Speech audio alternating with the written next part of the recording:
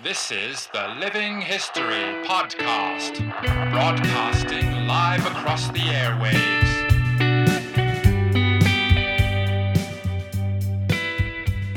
Hello everyone, welcome to Living History, coming to you from a pub on the banks of the Thames. And I've just had a fascinating couple of hours, which I can't wait to share with you. I've been mudlarking, which is, if you don't know, it's going down when the tide is low on the banks of the Thames and looking for historic artefacts. And I've had a wonderful time. And joining me to talk more about the whole mudlarking world is probably the most famous of the mudlarkers. It's Lara Maiklem. Lara, thank you for joining us on the show. You're welcome, Max. Nice to be here. I must say it was quite an experience. It's been an afternoon of history. We're sitting in quite a historic pub, you know, with a cold pint after a day down on the riverbank, and it's just been an adventure in history. I must admit, when we talked about doing this, I was expecting we would wander around for an hour and find one or two bits and pieces. I was just flabbergasted by the amount of things that you can find on the banks of the River Thames.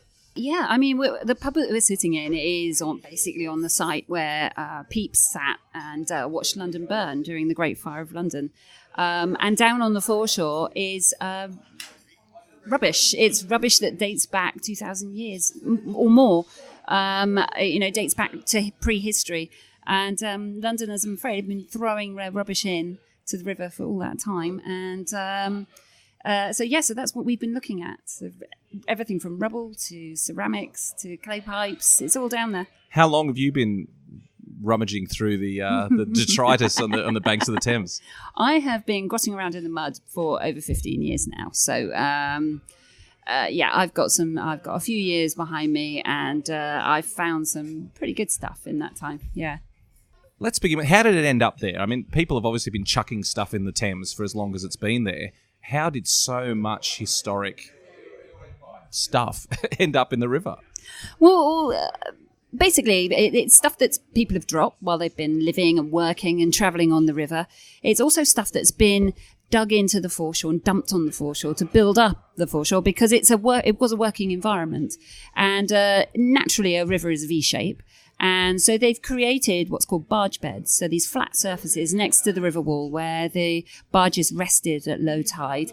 And to do that, they dumped loads of rubbish. It was domestic waste, spoil from building works. And then they capped it off with a nice layer of soft chalk that didn't damage the bottom of the barges. And they packed it all down hard. And a lot of what we find is eroding from this layer of rubbish. Since the 1960s and 70s, the ships stopped coming this far up.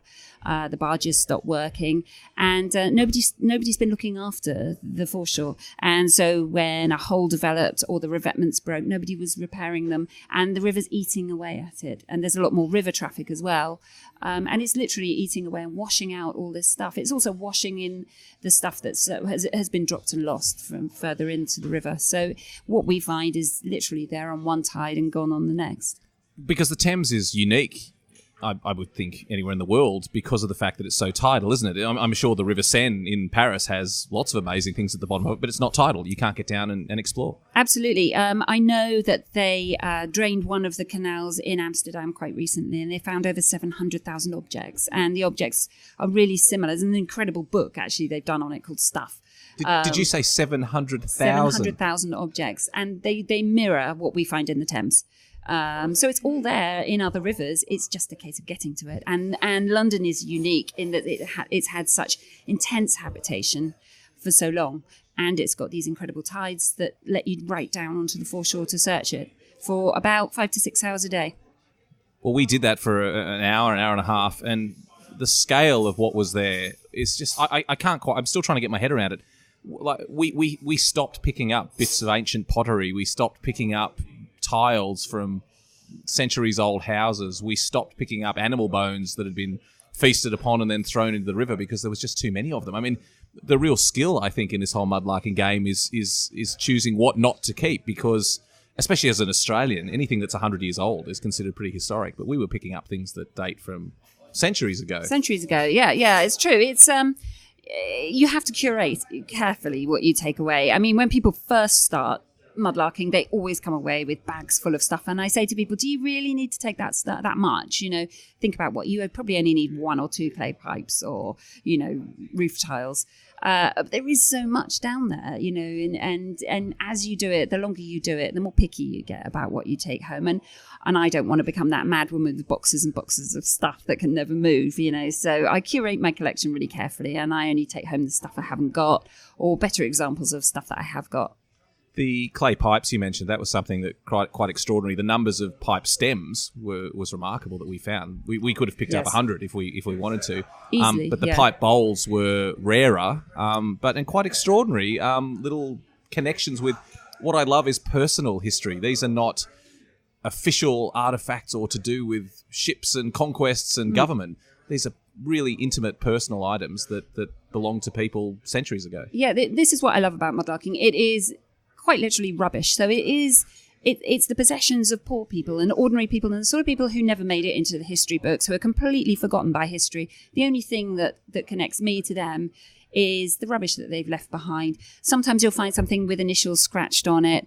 Clay pipe stems, you'll sometimes find them with tooth marks in where they've been clamped between someone's teeth. And it's the little things like that, when you find a clay pipe bowl that's still black inside from the last smoke that somebody had from it, that really, really give you that amazing connection with history. It's like reaching back in time and literally shaking the hands of someone that lived 500-600 years ago. We were talking about intimate objects. You found what looked like a pilgrim's shoe, an old leather shoe, almost complete, hand-stitched, an absolutely wonderful artefact. And it was at the base of the steps just as we were heading up off the river. And to think that the last person that wore that and discarded it in the river, and it's been there for centuries until we came across it today.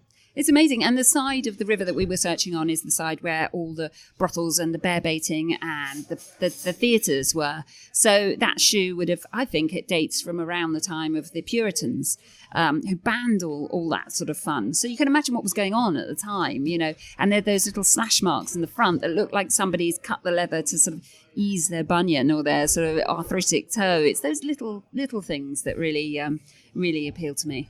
I should mention at this stage as well that you've got a book that's just come out all about this called Mudlarking, and I highly recommend that people pick it up. And you've brought in a selection of wonderful things that you found on the river. I mean, compared to what we found today, these things are quite extraordinary. Can you share with us some of these items you've discovered on the banks of the Thames? Yeah, we've got here a Georgian wig curler, complete Georgian wig curler. So Charles II brought back this fashion for these massive curly wigs. And so people had to keep them curled, and they had these wig curlers made, and they're made out of clay, the same sort of clay as the clay pipes, and they would have steeped them in hot water and curled them into the hair. And I've read that sometimes they'd bake them into a pie because they could steam the curls into them underneath the pastry. And it's hard. I find a lot of broken ones, so you don't find very many complete ones. There's a glass eye here. That's particularly disturbing. It is a bit disturbing. It disturbed me when I saw that staring back at me from the mud. It was like seeing old Father Thames himself looking back at me. But it's beautiful. It's handmade. It's made of glass. And I've read that they made huge numbers of these after the First World War because so many people got their eyes damaged during the war. And the production of these sort of glass eyes went through the roof. I've got a tiny, tiny clay pipe here. This is about as old as they get. This dates from about 1580, when they first started importing tobacco. And it was very, very expensive, so the pipe bowl's tiny. And as tobacco got cheaper, so the pipe bowls got bigger. And like the ones that we found today, they're much, much bigger. The ones we found today date from about the mid-1700s. And tobacco was relatively cheap then. Everybody was smoking, and that's why there's so much of it on the foreshore. They were literally inches thick in Covent Garden, and they'd shovel them up and bring them down probably by the cartload and dump them onto the foreshore. And that's why we find so many. This is a Tudor comb. It's made of boxwood, so it shows you how well the mud preserves organic material. That one's quite extraordinary because it is quite delicate. It's wood and it's very finely made. It is. The teeth of that comb are very, very thin. And to think that how old would this be? I think it's Tudor. They made them very similar to that for hundreds of years. The Vikings and the Romans, their combs look very similar, but this particular sort of rough-looking ones, they've got exactly the same ones they found on the Mary Rose. So I think it probably dates from the 15 or 1600s. Extraordinary that it's survived. It's incredible, isn't it? And it looks just like a modern day knit comb, doesn't it? You know, they haven't changed. You know, it's an object that works. So why change it? It's just now they're made of plastic. Obviously, there's some coins here, various hammered coins. There's Elizabeth I, Charles I, and Philip and Mary, which is quite rare because obviously she didn't reign for very long. And these are all hammered coins. Is it coins a rare find on the river? They are. I don't use a metal detector, so everything I find is just sitting on the surface. And I don't go out looking. Some people go out. Coins are really important to them. That's what they want to find. And you know, coins interest me, but they pretty much do what they say on the box, don't they? You know how old it is, where it was minted, what it's made of. I like the more unusual things, the one-offs. So coins are great, and they're not rare. Once you find them, you get your eye in for them. And I found quite a lot of coins. This is a pirate coin. It's a Maravedis that was minted in the late 1600s, this one, in Spain, to use in the Caribbean. How it ended up in London is anyone's guess. Obviously on a ship, somebody had been sailing around the Caribbean and picked it up and either chucked it away or lost it. I think the fascinating thing about coins from a historic perspective as well is they're not rubbish. Coins are not being thrown out. People are not throwing coins away.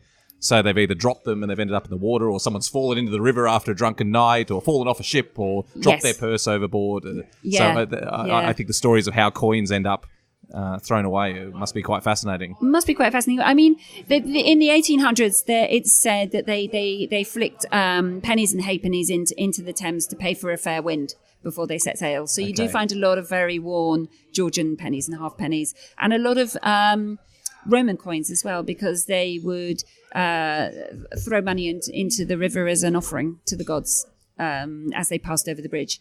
So, you know, they did throw coins in, but mostly I think they were probably lost. And you wonder, did this fall out of a dead person's pocket? Who knows? Absolutely. And what's this small green item? That is a little medieval figure that would have been on the decoration around a jug or a chafing dish or a bowl. And I found a couple of these now in the same spot. So I'm not quite sure whether they're coming from the same spot, but I like that. I like his little, anything with a face is always nice to find. It's very cute. Yeah. It's very delicate, isn't it? Yeah. We were talking about this as we walked along the river, just the craftsmanship that went into all of these things we were finding were handmade, obviously. Yeah. And just the craftsmanship, those little pins, handmade little, were they dressmakers' pins or hat pins or... Those are, well, people pin themselves. People were pinned into their clothes. Okay. Buttons were expensive. Obviously, they didn't have poppers and zippers and things like that. And people were pinned and laced into their clothes. And you would buy your pins. The phrase pin money comes from the amount of money that was given to women to buy the pins for the household by their husbands or their fathers. And but the pinning industry was huge in this country, especially around the time of Henry VIII. And we couldn't even keep up. The English pin industry couldn't even keep up with demand. So we were importing them from France as well. And each pin is made by hand, often by families. And they draw the wire to gauge and wrap round and solder the head and then sharpen them all and polish each one by hand. And I just love them. I love them. You find lots of them because they must have just shed them as they walked. It took hundreds and hundreds of pins to make those elaborate ruffs that the Tudors wore, for example. And they even pinned babies into swaddling and bodies into shrouds. So the pins were used for everything, and they're everywhere. And I just love the fact that each one's handmade. I love the fact that the bent ones were perhaps somebody trying to push it into some cloth that was too thick, and it bent, and they threw it away. And I love pins. They're one of my favourite finds. It's extraordinary. They're so delicate, and yet we found several of them today. And I mean, it's an overused phrase, but if these things could talk, if these items could tell us their stories, it's just extraordinary. Even the trying to work it out, the speculation is a delightful pastime when you find... It's the same when I walk a battlefield and find a personal object or something to do with the fighting. This is the same experience times 100, though, that these wonderful items, and just holding it in your hand and wondering what the last person to hold it in their hand had gone through at the moment that they lost it. It's incredible. And well, and like you said, it's that moment, it's that connection that you make the moment you pick it up, knowing that you're the first person in all those years to touch it since the last person who lost it or dropped it. And it's priceless. It's hard to describe, and it's just the most incredible feeling. If you're a history person, then it is just the ultimate feeling. I did it for an hour and was absolutely hooked, so I'm sure this won't be the last time that you'll find me ferreting around on the banks of the Thames. But what else do you have in this extraordinary collection? I've got some Roman game counters. The big one there has got the tooth marks of a rat all the way around it. So it's been nibbled by a Roman rat, which I love. That's brilliant. So I've got quite a collection of those now, almost enough to play a game, I think. And they all come from the same spot as well. Fantastic. And that's Roman as well. That's a Roman intaglio with the figure of Bonus Aventus, good outcome, which was... What is this that I'm looking at? It comes from a ring. Okay. So it's the stone from a ring. And that was really tricky to spot. I mean, usually we walked quite a long way today, and we kept walking. Usually I'll kneel down and I'll just scrutinize a very small patch of the foreshore, looking for the tiny, tiny objects. That's what I like to collect, is the small things. So the fact that I've taken home a great big shoe today is unusual for me. I don't usually take them home. But it's the small things like these are Roman hairpins, broken, but more Roman stuff there. This is a silver posy ring. So this dates from the 16th century. And it's got around the inside, it's got "I live in hope" engraved inside. So that was one of the objects that I found too personal to wear. I wear some things. I've got a Tudor button around my neck at the moment. But the moment I put that on, it felt too strange to wear. It's very big as well. I think it's a man's ring. But it just creeped me out a little bit. And I don't get creeped out, but it just felt far too personal to wear. Well, you can understand that the person that wore this was perhaps going through a bad time, illness, or had lost someone close to them. Yes, possibly. Remarkable. Or they'd just been dumped. Fair enough. Yeah. That may be the case as well. Yeah. You wonder if they, under what circumstances they lost that ring. Did they throw it in a rage into the river, or did they throw themselves into the river when they couldn't cope? Who knows? Who knows? But we still find mudlarks still find wedding rings, modern ones, under bridges. People are still throwing wedding rings and engagement rings into the river.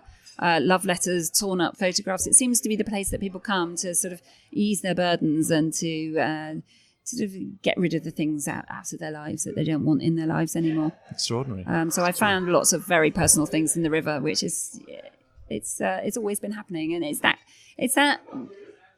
connection with everyday history that makes you realise that things haven't changed, people haven't changed, circumstances might have changed, but the human condition is the same. And it always will be. We'll be the same. Whatever's going on around us, we're all the same. What's the item that's affected you the most, that had the most emotional impact on you, that really spoke to you the most, that you found on the river? I found a human skull about 3 months ago, and I've never found a complete skull. I found human bones before, but not a complete skull. And holding that and looking into the face of someone who probably died about 200 years ago. I found it out on the estuary, close to where they had the prison hulks. And that's where they held people before they were transported. And they also held the Napoleonic prisoners. And when they died, these ships were horrific places, rife with disease. And when they died, they just rowed them out to the nearest patch of land. It was usually quite deserted marshland, and buried them in a shallow grave. And with the water levels are rising, erosion's increasing, and all these graves are starting to erode out into the river. And so I found one of these poor souls, and holding them and looking actually into the face of someone who'd lived all those years ago was really quite emotional, I've never really felt anything like that before. I'm not surprised, especially considering the high likelihood of the terrible conditions under which they died. It's we talk about connections with history, but that's a very somber connection with an awful chapter of history. And these are the people that were bound for Australia, many of them, that would have ended up convicts in Australia. So there's always this, I think there's always that fascinating connection with what might have been with these people had they not suffered and died in these circumstances. Yeah. You wonder, would they have survived the journey? Would they have survived the hard labour? But that was a strange experience. So I think those kind of connections I found quite unsettling, actually, probably is the best way to put it. And I found some very personal notes inside bottles that it's incredible how many people write down their pain, put them in a bottle and throw it into the river. Like I say, the river seems to be a place where people go to unburden themselves of all sorts of things. And it's been happening for a long time, apparently, has. and it will no doubt continue well into the future. Yes. What's the item, if you could wave your magic wand and find anything, what would be the thing you would love to pick up on the riverbank? It's a medieval pilgrim badge, and I haven't found one yet. I found pieces of them, and I've been standing next to someone who's found one, which was really frustrating. But I've never actually found my own complete one yet. And they were... in medieval times, people went on these incredible pilgrimages, and when they got there, they'd buy these pewter.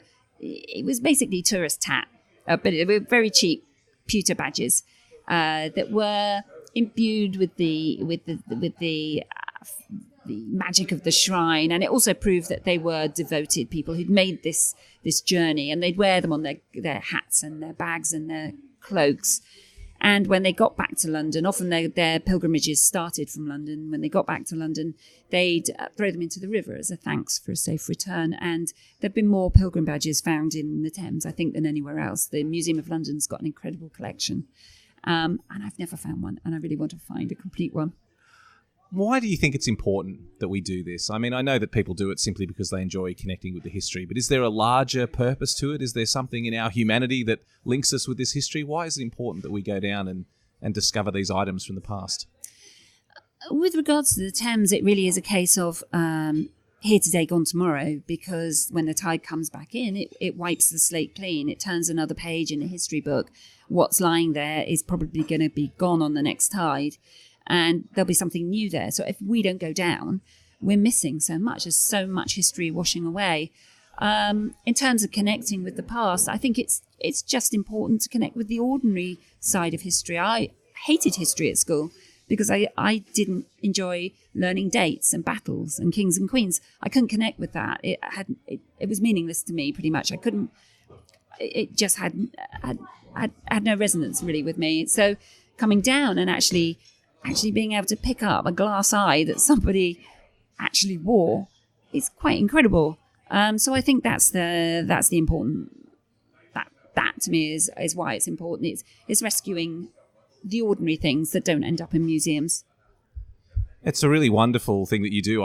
As I said, I'm sure I'll be doing it again next time in London. It was really quite fascinating. And if anyone's interested in this topic, which I'm sure many of our listeners will be, your book is out now. Mudlarking is out now.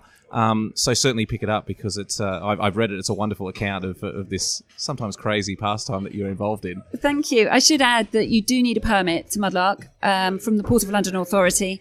They're not expensive. Anyone can apply for one. But if you are going to go mudlarking, you do need a permit. And please, if you find anything of historic importance, it's really important to have it recorded by the Museum of London, by the fines liaison officers who work for the Portable Antiquities Scheme.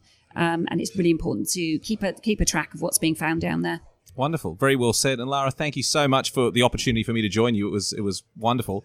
And for joining us today to talk all about it. Thank you very much. Thank you.